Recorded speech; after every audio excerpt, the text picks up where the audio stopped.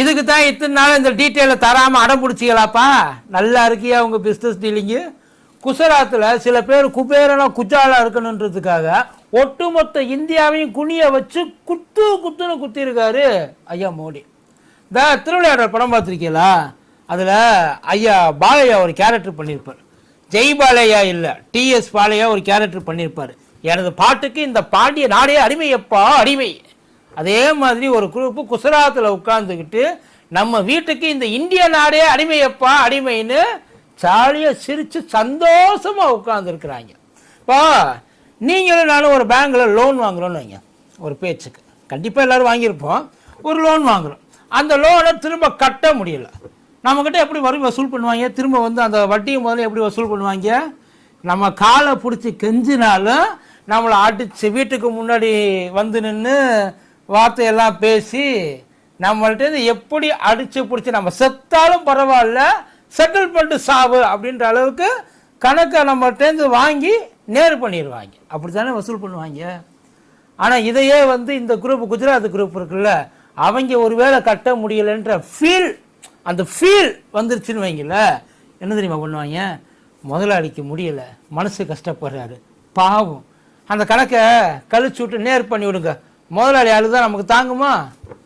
மொத்தமாக பண்ணியிருக்காங்க சார். இந்த டெக்னாலஜிக்கு பேர் ஹேர் கட்டிங்க. நம்ம எல்லாத்துக்கும் மொட்டை அடித்து மிளகா தடவி விட்டு அவங்களுக்கு முதலிரவுக்கு ஏற்பாடு பண்ணியிருக்காங்க சார். அதுதான் நடந்திருக்கு இங்கே. இந்த 10 வருஷத்தில் மட்டும் கிட்டத்தட்ட 16 லட்சம் கோடி ஒரு 8-9 பேருக்கு தள்ளுபடி பண்ணியிருக்காங்க. 16 லட்சம் கோடி. இந்த டீட்டெயிலை இவ்வளவு நாளாக கேட்டாங்க கொடுக்க. இது ஏதோ இந்த இவங்க சொல்லுவாங்கல்ல பொருளையை கலப்புறாங்கல்ல, அதெல்லாம் கிடையாது. ஆர்டிஐ போட்டு நம்ம கவர்மெண்ட் கொடுத்தது. பார்த்துருவோமா?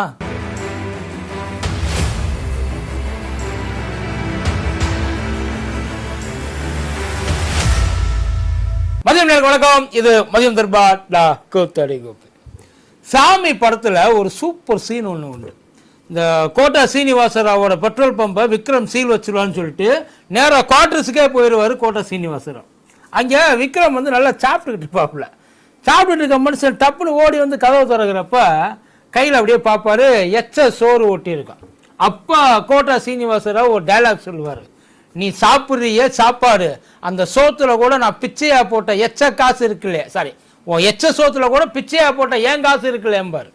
அதே மாதிரி இன்னைக்கு இந்த அதானி, இவர் அம்பானி, மிட்டல், வேதாந்தா, இன்னும் இந்த இவங்க கல்யாண் குரூப்பு, இவங்கெல்லாம் இருக்காங்க இல்லை, அவங்க திங்கிற ஒவ்வொரு சோத்துலையும் நாம் கஷ்டப்பட்டு ரத்தம் சிந்தி உழைச்ச அந்த வரியா கட்டுறோம்ல காசு, அந்த வரி காசு அவங்க மொத்த உடம்புமே நம்ம வரி காசு தான். அவங்க ஃபேமிலி இப்போ அனுபவிக்கிறாங்க இல்லை. நம்மளாம் நினச்சிட்டு இருக்கேன் இவங்கெல்லாம் ரொம்ப சம்பாதிக்கிறாங்க, டேலண்டான ஆள், அதில் மாற்றுக்கருத்தே இல்லை. ஆனால் எதில் டேலண்ட்டுன்னு ஒன்று இருக்குல்ல, இந்த டேலண்ட் உங்ககிட்ட இருந்தாலும் என்கிட்ட இருந்தாலும் நீ நானும் இந்தியாவை தூக்கி வைப்பான். ஆனால் நம்மக்கிட்ட எல்லாம் தரமாட்டாங்களே. ஏன்னா நம்ம என்ன குஜராத்லையா பிறந்திருக்கோம்? இப்போ இவர் திரிணாமுல் காங்கிரஸோட எம்பி ஒருத்தர், முன்னாள் எம்பி ஒருத்தர், ஜவஹர்னு பேர் மனுஷன். அவர் எம்பியாக இருந்து உள்ளே இருக்கிறப்பயே ஐயா மோடியை பந்தாடி இருக்காப்புல, சும்மாலாம் கிடையாது.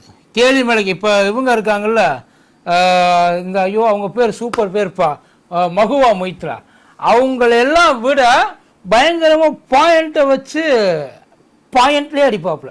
அதான் பாயிண்ட்ல அடிப்பாப்புலன்னா எடுத்து வச்சு அடிப்பாப்புலன்னு சொல்ல வந்தேன். அந்த மாதிரியான ஒரு டேலண்டான ஆள். அவர் கேட்ட எந்த கேள்விக்கும் இது வரைக்கும் ஐயா மோடி வாயத்தை வந்து பதிலே சொன்னதில்லை.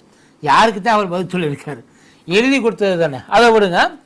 இப்போ அவர் ரொம்ப நாளும் ட்ரை பண்ணிட்டு இருந்திருக்காப்புல ஒரு மேட்ரு, இந்த ஆர்டிஐ போட்டு வாங்கிடணும்னு சொல்லிட்டு. ஆர்டிஐயில் ஆர்பிஐயில் மட்டும் கிடையாது, மினிஸ்ட்ரிக்கு ஃபைனான்ஸ் மினிஸ்ட்ரிக்கு ரொம்ப நாள் ட்ரை பண்ணிக்க, கொடுக்க மாட்டேன்ட்டாங்க.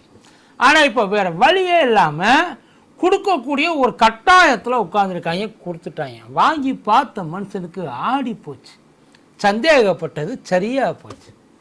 இது வரைக்கும் 2015 ஆரம்பித்து 2023 வரைக்கும் ஆல்மோஸ்ட் ஒரு 12 லட்சம் கோடி ரூபாய் வேவ் ஆஃப் பண்ணியிருக்காங்க. அதாவது ரைட் ஆஃப்ன்ற பேரில் வேவ் ஆஃப் பண்ணியிருக்காங்க. அதை நம்ம நிர்மலா சீதாராமன் மேலே அழகாக சொல்லுவாங்க, ரைட் ஆஃபுக்கும் வேவ் ஆஃபுக்கும் நிறையா வித்தியாசம் இருக்குது. வேவ் ஆஃப்ன்றது இனிமேல் நாங்கள் அந்த பக்கம் திரும்பியே பார்க்க மாட்டோம், தண்ணி தெளிச்சு விடுறது மாதிரி அந்த கணக்கு.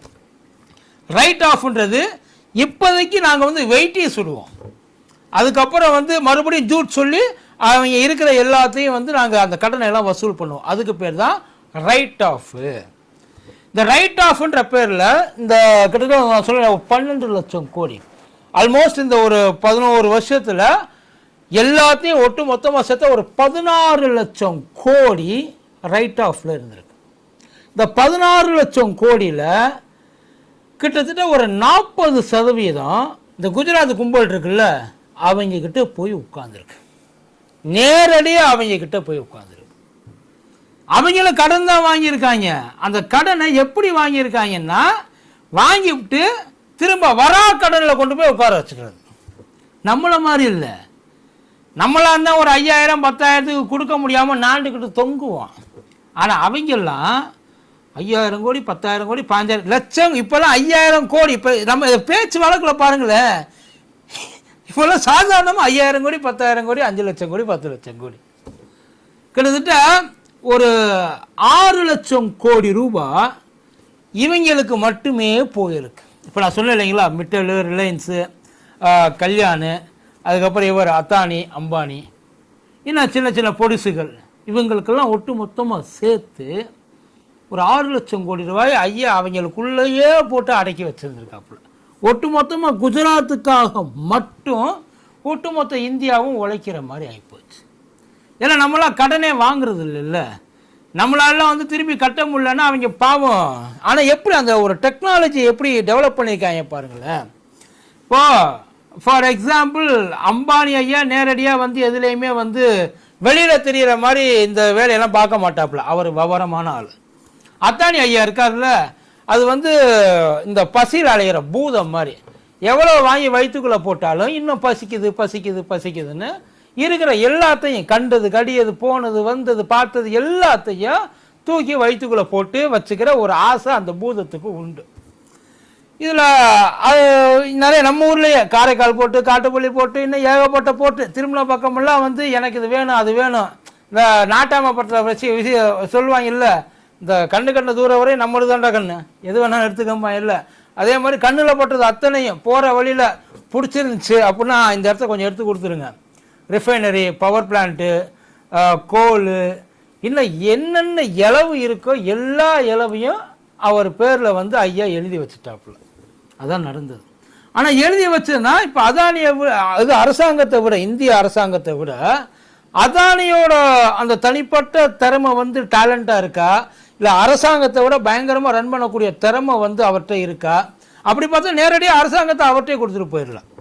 ஒரு பேச்சுக்கு சொல்கிறேன், அரசாங்கத்தால் ரன் பண்ண முடியலை, நட்டத்தில் போகுது, அது அதானி எடுத்து ரன் பண்ணி அதை வந்து லாபம் பார்க்குறாரு அப்படின்னா அரசாங்கத்தை விட அதானி தானே பயங்கரமான ஒரு ஆளாக இருக்கணும்.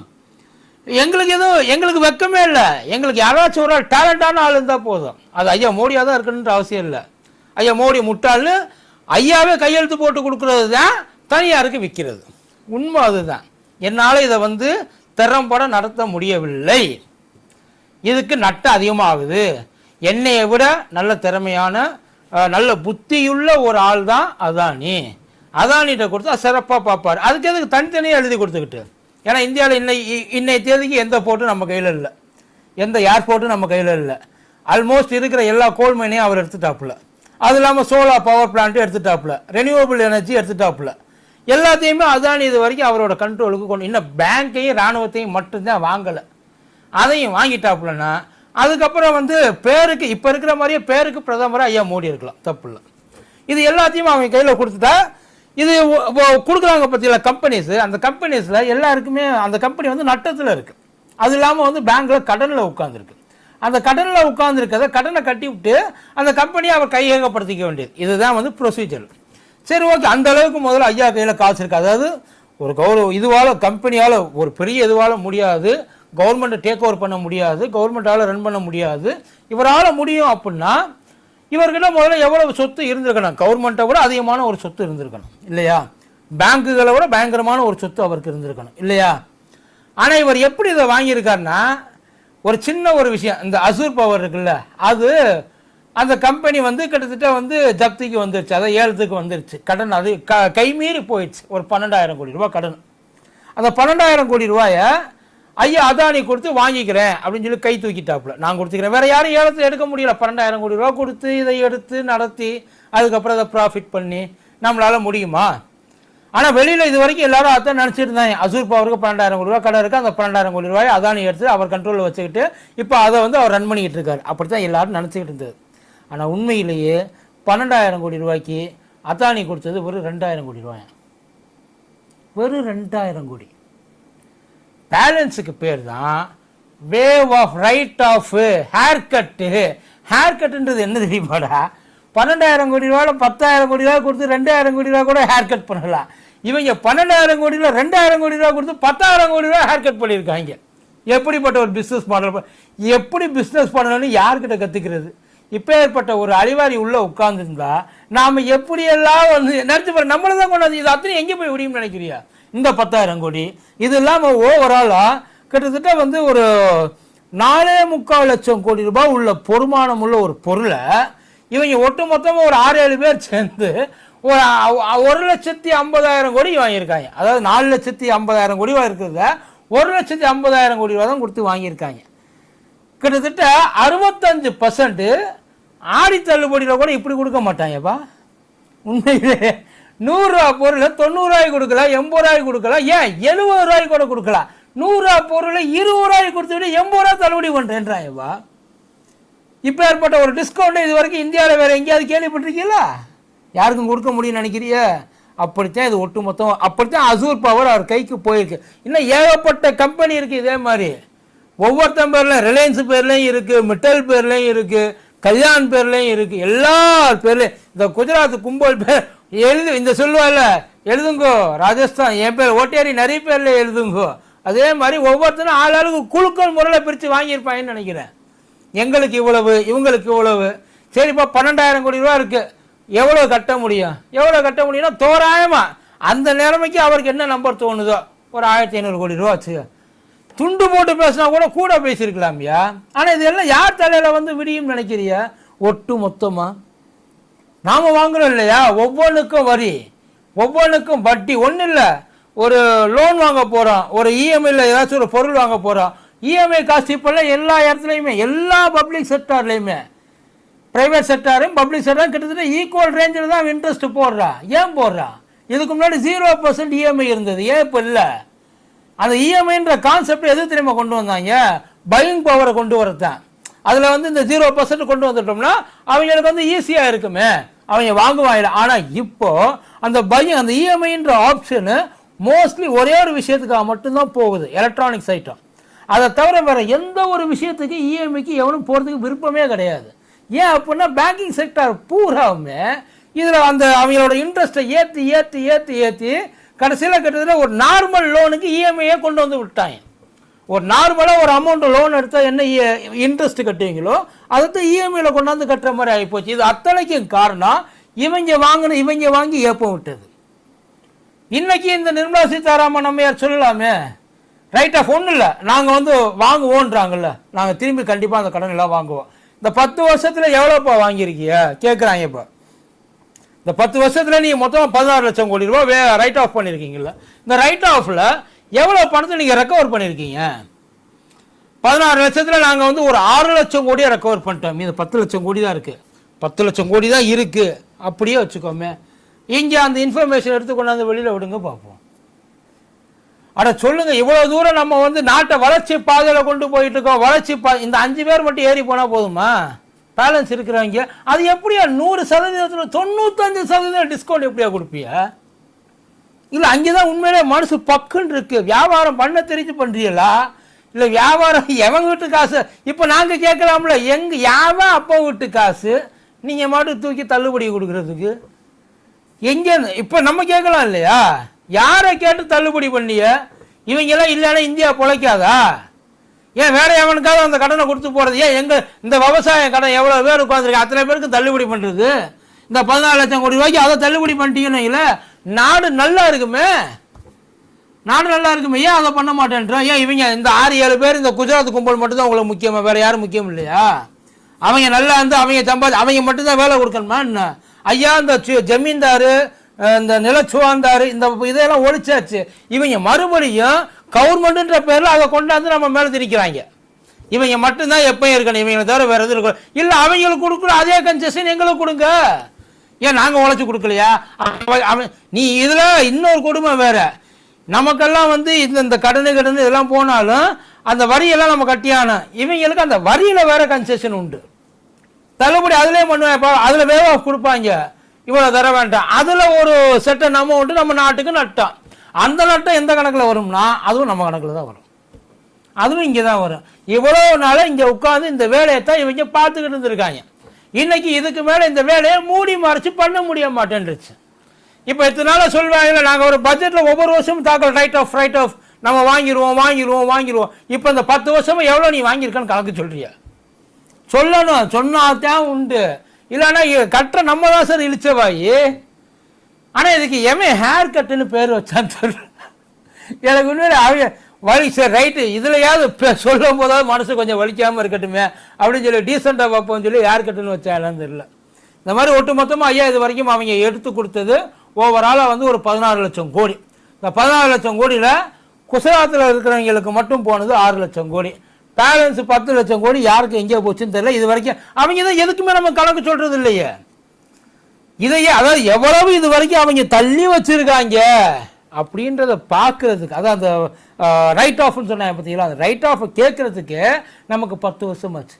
அதான் இந்த வருஷமே அவங்க எதுக்கு அவங்க தள்ளி இருக்காங்கன்னு பாருங்க. இந்த வருஷம் வேற வழி இல்லாமல் கொடுத்துருக்காங்க. ஒன்றும் இல்லை, இந்த ஒரு 6 மாசத்துல, வெறும் 6 மாசத்துல கவர்மெண்ட் பேங்க், இதில் பெரிய கொடுமையே கவர்மெண்ட் பேங்க்ஸ் தான். எஸ்பிஐ, பேங்க் ஆஃப் பரோடா, இன்னும் இது அது பேர் என்ன, இன்னும் 2-3 கவர்மெண்ட் பேங்க் இருக்குது.